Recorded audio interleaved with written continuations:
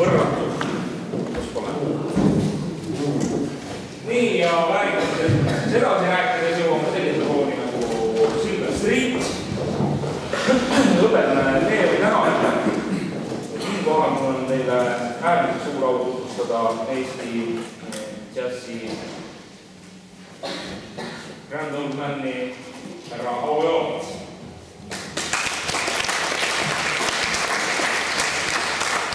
Mina Otsakoolist trombooni õppisin ja minu õpetaja oli Tõnu Soosaar, siis kunagi tuli meil juttu puhul sellest džässi käigust, kuidas seda tema kaks oli kunagi mänginud, siis ta ütles, et Aujoot on suhke mees, kui seda kunagi näed, siis tegid.